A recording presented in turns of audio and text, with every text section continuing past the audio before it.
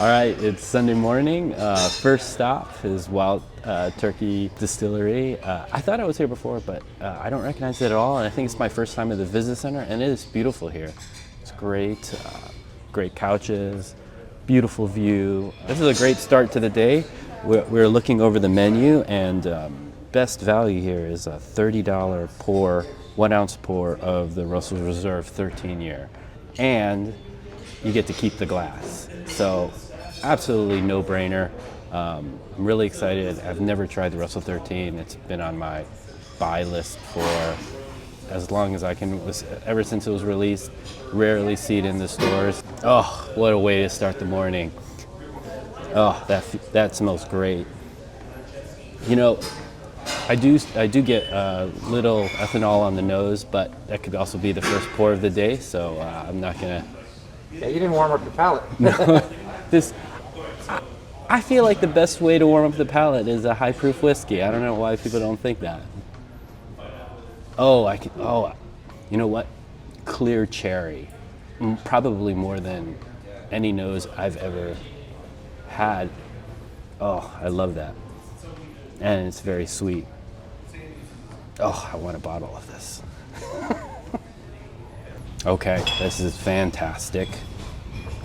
The second sip's probably even better. The Russell's Reserve 13 is so sweet. The proof is wonderful. The spice, the finish is still going on and on. The nose is very faint, but it's like mildly sweet though.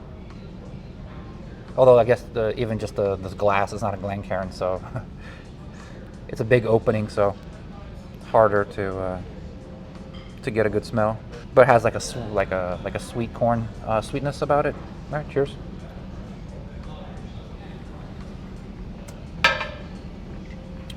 Wow, it's good. As what I was thinking while I took a sip, like hypothetically, if this bottle was not Russell's 13, but let's say you just went to like a random, you got like a Russell single barrel, and then you just open the bottle like it's like a Kroger pick or something or Meyer pick. You open this bottle and you got this type of taste. How happy would you be? Or would you even notice? I mean, obviously you'll notice how good it is, but you're like, no way, this is 8 years. This has to be like 13 plus. I don't know if I would think that, but no, it's great, man. I think everything is just softer. Just the age of whiskey, as the whiskey matures, like all the hard edges gotta get like rounded off, polished off, sanded off. So yeah, everything's well balanced, phenomenal.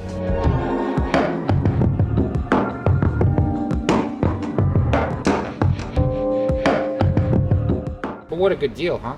Yeah. If the pour was $12 and you get the glass, get the complete. so it's almost free, right? It's almost free. That's what. If you were going to buy that glass. That is bourbon math. Yeah. So you can't afford not to buy it then.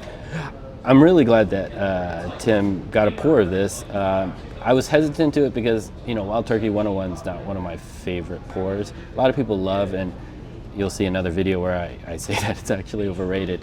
The only reason why I don't like Wild Turkey 101 is I get a lot of ethanol on it. Not the sensations of alcohol, which I actually like, but that taste of like rubbing alcohol, and I find that quite distasteful. And I kind of felt like I got burned on a Kentucky Spirit because I bought a Kentucky Spirit once and it was a 101 Kentucky Spirit, and in a blind it did worse than a 101. So I already didn't like 101, and then the single barrel was even worse than that. And it actually made sense to me because the 101 is supposed to be a blend of 6 and 8 year whiskey, and if you have a 7 year single barrel, it might actually taste worse because you don't have the blend of that 8 year to create a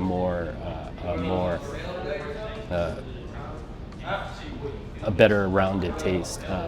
But this is offered at the distillery, so hopefully they picked a better one for that distillery. You would think that the master distiller is choosing this one. So. Exactly. Now, what I will say is that I absolutely love the nose on this one.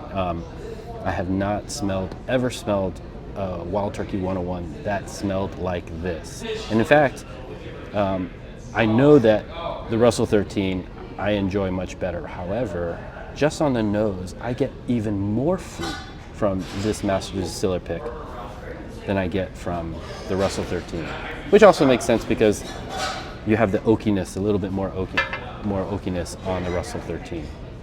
All right. Okay. So this is probably the best 101 product I've tasted by Wild Turkey.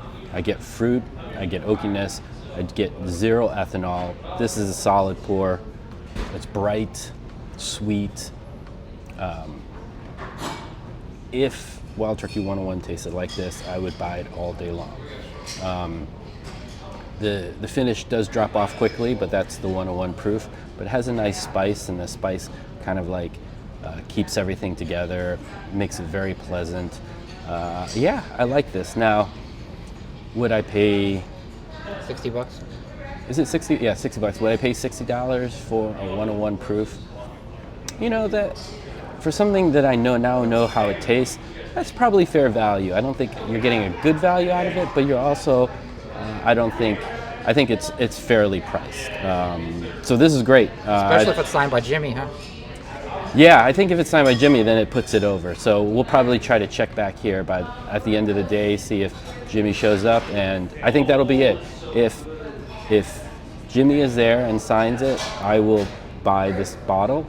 If he isn't, then I'll wait until the next time I come here. But the fact that you can get this pour for $30 and this pour for $12, I think will have me coming back to the visitor center every time I come into the Lexington area, because it's just a great deal, and so it's a great way to spend just a couple minutes to relax during going from distillery to distillery. And my hat's off to you, Tim, because this is not something that I would ever do. I have the bourbon hunter mentality, just go from gift shop to gift shop, and it never occurs to me to check out good value that is at a bar, because I just assume there is none.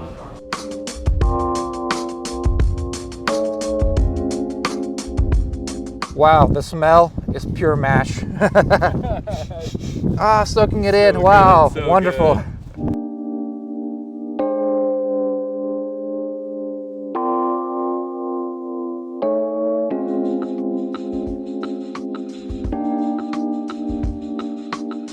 I thought this would happen, and it did. Four Roses Master Distiller pick.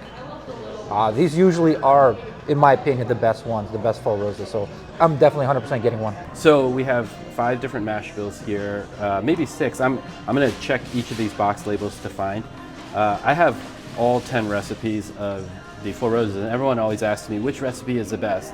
And my answer now is there is no recipe that's the best. I believe that each recipe has fantastic barrels, and then all the recipes also have mediocre barrels, and so there are 2 things that, I guess, 2 strategies that I look for in getting a Four Roses. If you like high proof, strong, spicy whiskey, kind of like a Elijah Craig barrel proof type, then I would go with a B recipe. I would look for something that is the oldest, that has the highest proof, and that's on the highest level of the rick house. So you can see here that this one is 61%. So there's Four Roses that are like 110 proof and above, and there's ones that are 120 proof.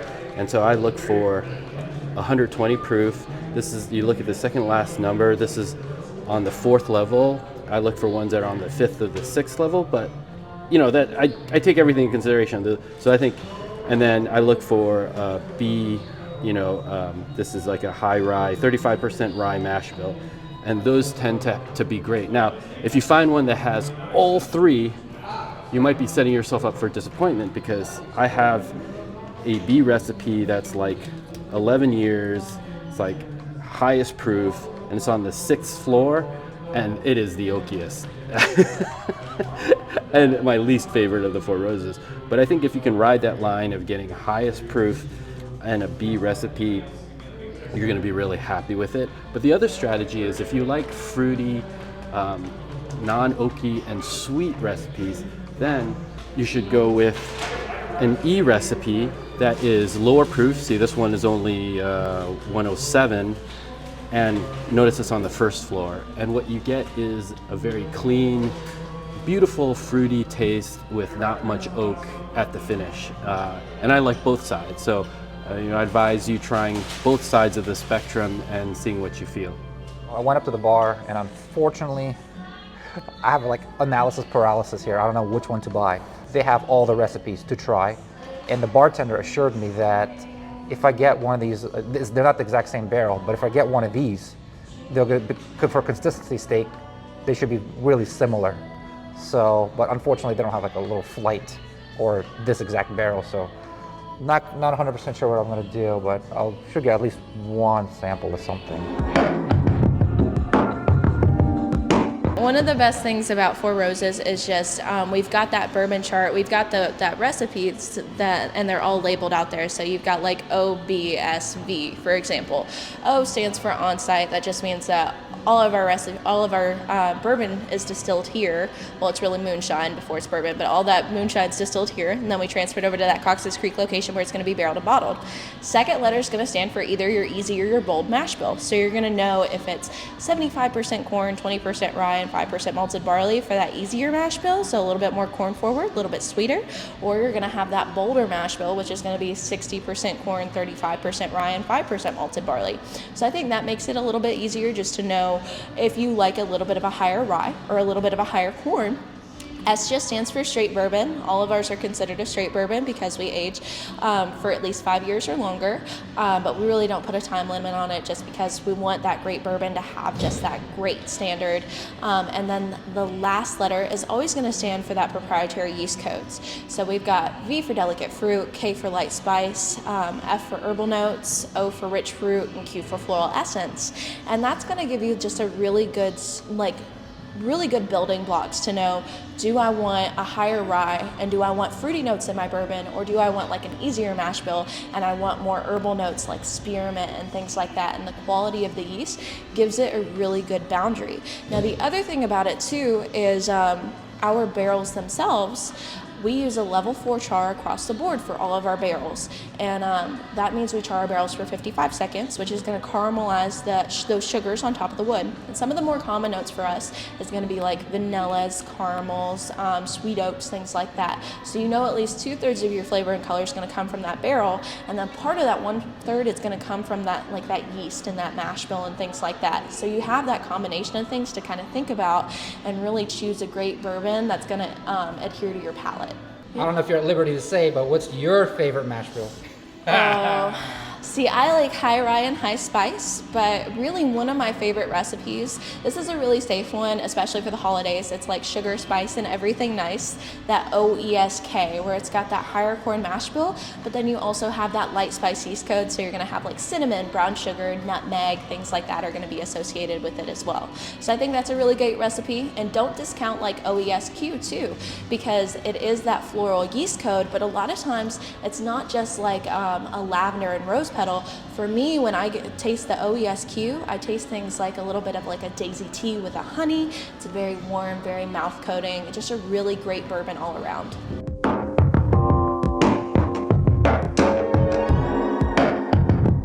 All right, here we go. We're trying, based upon the recommendation, 2021 small batch, barrel strength, very limited edition. Let's see. Now, age statements here are like 16-year stuff and 14-year stuff. So this is, yeah, you can tell. You can tell that this is really polished stuff. Nothing abrasive, no ethanol. Kind of reminds me of how nicely rounded like Russell's 13 is. This is the same way on the nose. Kind of very elegant nose. All I can get is just some like subtle oak. All right, here we go. Cheers. Wow, it is nice. So delicate. Got a little bit of sweetness and maybe like a tiny bit like a pipe tobacco, cherry pipe tobacco, but everything it's nice. It's got these the sweetness and the little bit of savoriness too. I don't know. I like it a lot. I mean, the proof is a little bit low, but wow, what an incredible sipper. Wow, that is a lot of fruit on the nose. I think this is more fruit than any of the bottles of Four Roses that I have at home. Sweet, very sweet, no ethanol whatsoever. You know, it's fantastic. It's great. All right, let's go in for the taste.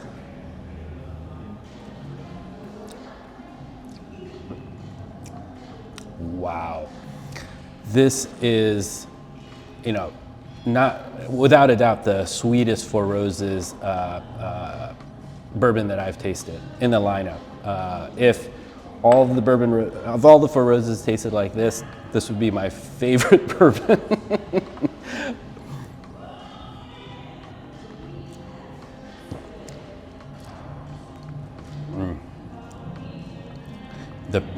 The sweetness persists all the way through the finish. I like it. Starts sweet right off the bat. It's a very bright. It's pretty much all the best things I like about the Four Roses single barrel all put together, and it is actually the best Four Roses bourbon I've tasted. How does it stack up against Russell 13? Be honest. So I think it's sweeter than the Russell's 13, and you know, I like the sweet. However, the proof is lower, and I also like the proof. So I would say, me personally, I would probably go with the Russell 13 just because I love the excitement of that really high spice. But I don't think this particular limited edition was trying to go for that that high spice. This is the fruit blend basically. It's so super sweet. I think even at this high proof of I don't know, call it 115, 117, a person who's never tasted bourbon before could absolutely enjoy this, and it definitely tastes much less proof than it is, and I love that effect. I love bourbons that do that, where it's very high proof, but it tastes very low proof. I think they're just two different animals, and if I have the chance to buy the 2022 version, I would do it right off the bat.